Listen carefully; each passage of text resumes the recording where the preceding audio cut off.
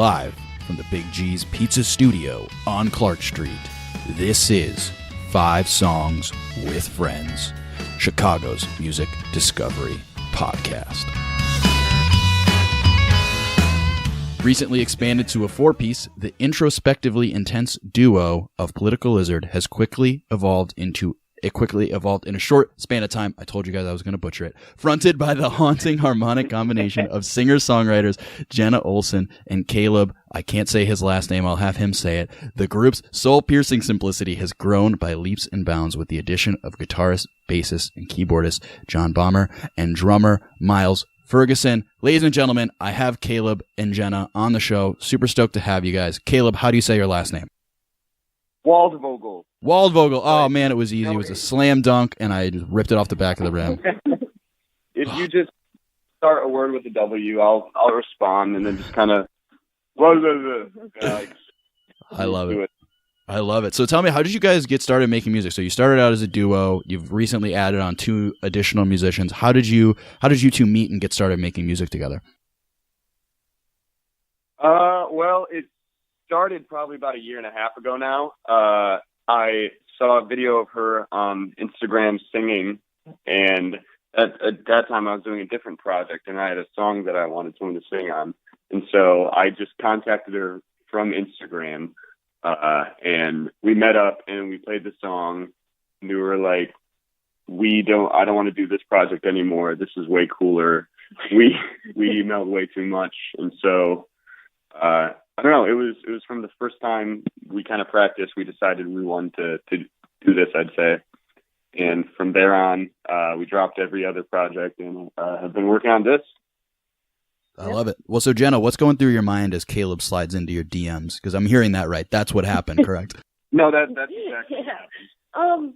I was just kind of excited because I was kind of in a lull in music at that point, and I hadn't been working on it a lot, and I'd been kind of discouraged. And then he was like, "Hey, I've got this song. Do you want to sing on it?" And I was like, "Yes, this is exactly what I would like to do." So it was just really exciting, and I had known him already because we went to the same high school, and I had gone to his other band shows and whatnot. So he wasn't a total stranger. No, yeah. Nice. Okay, so a little bit of a warm DM. I like it. Yeah, no, it wasn't hot. So I'm going to tease it a little bit. We'll talk more about it later, but you do have a show coming up on Wednesday at Elbo Room. This is going to come out on the day before the show.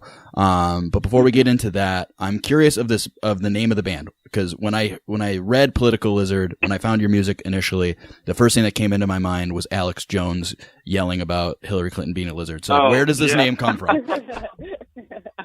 Actually, yeah.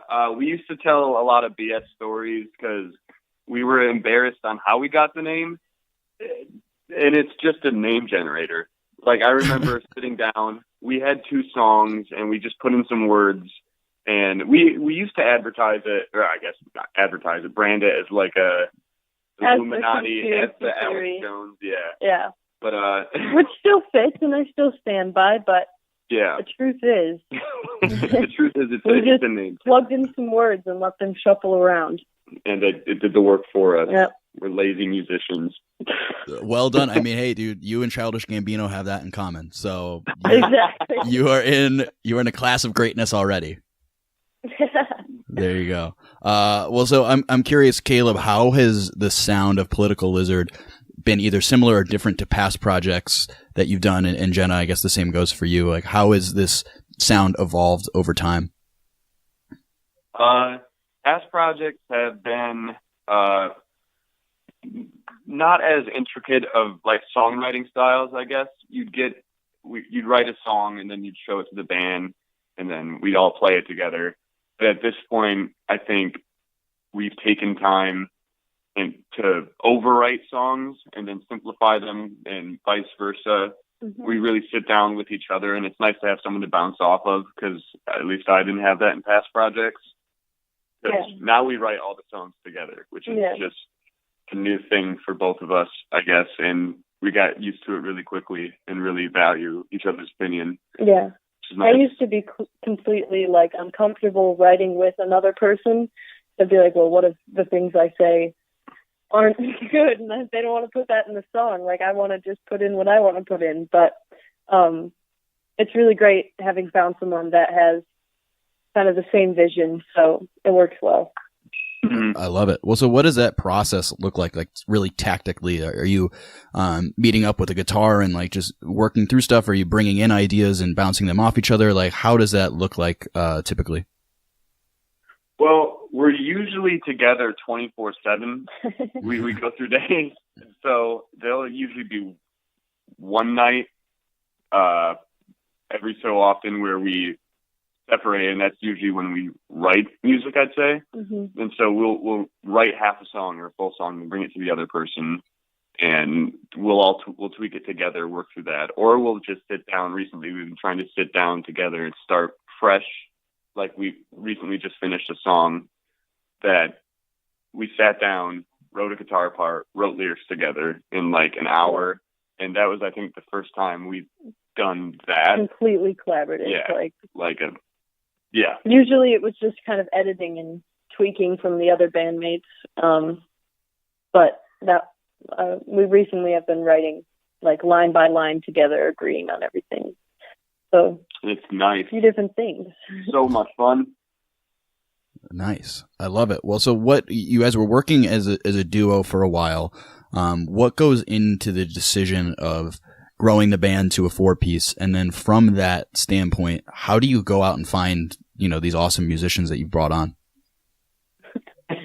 Well, we've been playing as a duo, and we've been playing a lot of venues that we toured with the Accidentals, and on that tour, they have a full sound, and that kind of gets people's attention, especially when you're playing in bars and things. It's really hard to get people to listen when you're a quiet little acoustic duo because everyone's talking and whatever. And we had some songs that definitely could use a little bit more. So we had talked about it for a while and toyed with the idea of adding more members and more parts to our songs. And we agreed that it would be a good idea. And John and Miles, Caleb, knew them both previously through high school and through past projects. And so he had worked with them before, knew that they were incredible people, would be a good fit for the group, and they're both incredibly talented musicians, so it just seemed to make sense. Mm-hmm. Nice. Now we're all best friends. Yeah. Right, and well, if you aren't best friends yet, you definitely will be after this tour, so more teasing there. But, no. So tell me, though, before that, let's talk about the song we've got today, a song called I Found You. Oh, yeah. We are actually just finishing up a music video for that right now, which is going to be our first music video. And we didn't release I Found You as a single. No, just on the album. Yeah, but because we had 5 singles released previously to the full length, but after we released it, I think that was the song that we decided to enjoy.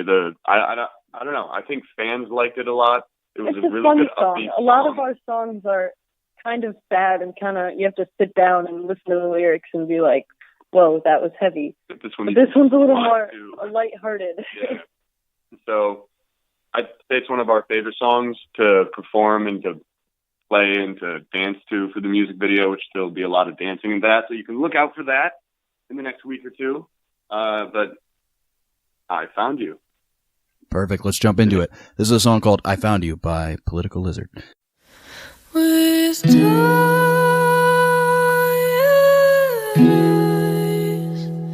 you look at me,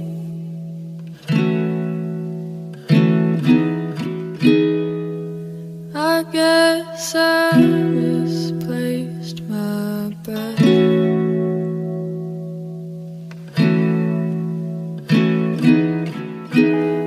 You in the passenger,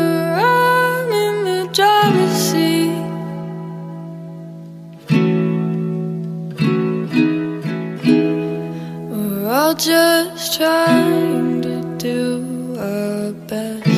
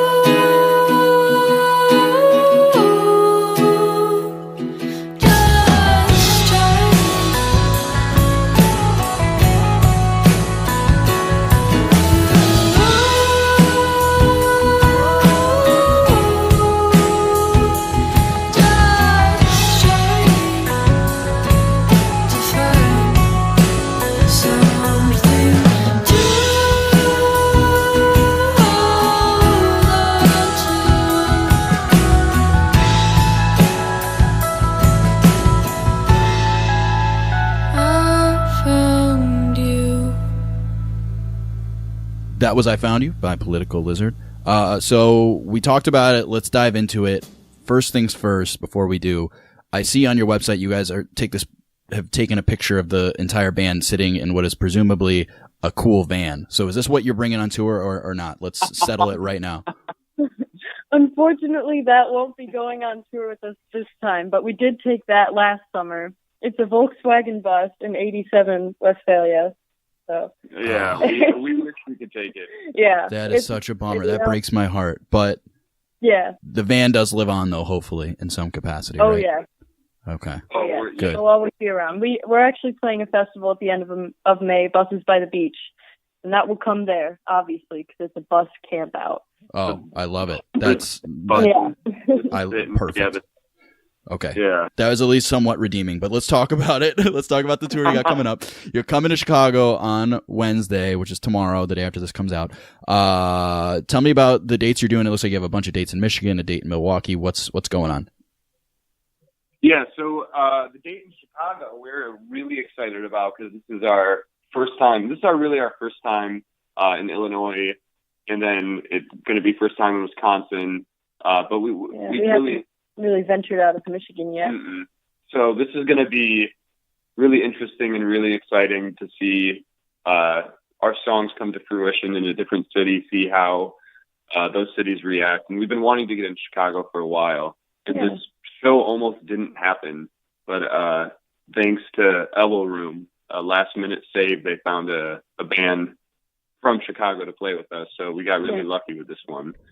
We're not going to take that one for advantage, but then we have Milwaukee at the Elbo Room, which is going to be awesome. We found really all bands we found that we're playing with have been so receptive and kind and I don't know. Welcoming. Really. They're very welcoming. Yeah. Trying to help in any way they can, which is really awesome. That the music community is so supportive. Yeah, everyone's supporting each other's music rather than competing. Yeah, making it a weird competition or something. So we have those, and then we're doing Iron Mountain, which is the very, very top of the UP, right on the border of Wisconsin.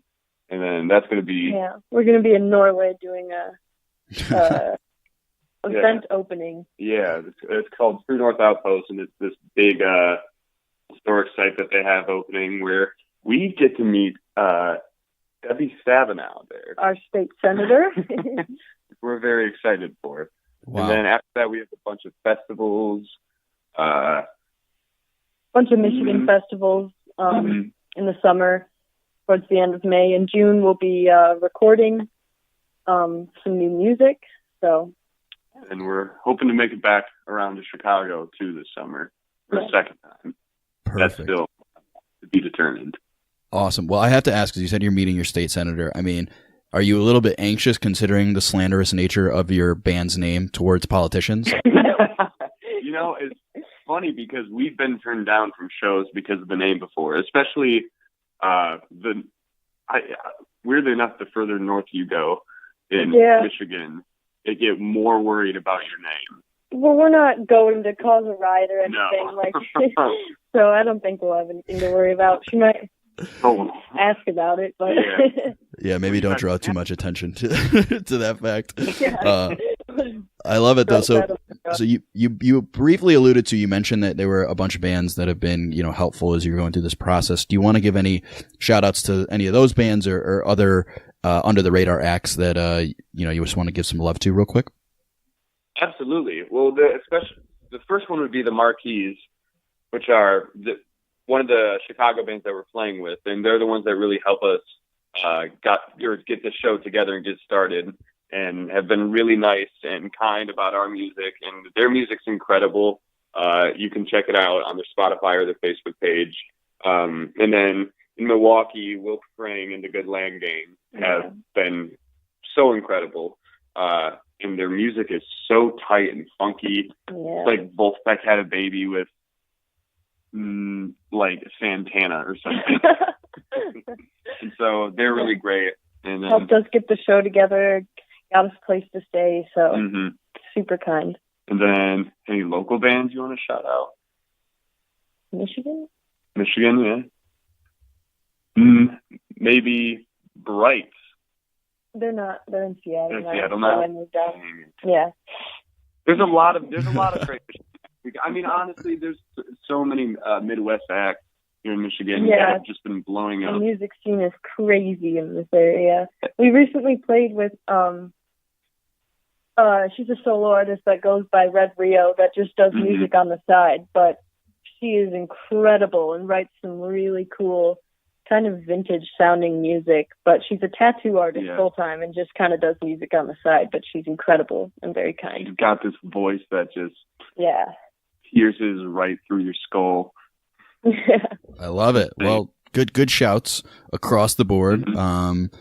Let's wrap it up here, guys. Where can people follow you? For these future tour dates. Sounds like you're going to be pretty active in the next 6 to 12 months of just getting out there and playing and releasing new stuff. So where can people follow you? We've got Instagram and Facebook at Political Lizard. We also have a Twitter that is run by John Bomer. That's Lizard Political, and then we've got our website, which has all of our events and music and everything, which is politicallizard.com, and our Spotify, Bandcamp. You can listen to our music anywhere. So it's all over the internet. We're all over the place. It'll be hard not to find it. I love it. All right. Well, you've heard it here first. Political Lizard is everywhere. They will be everywhere. Find them. Listen to them. Specifically, May 1st, Wednesday at Elbo Room. Check them out. Caleb, Jenna, thank you so much for coming on the show. Thank you so much for having us.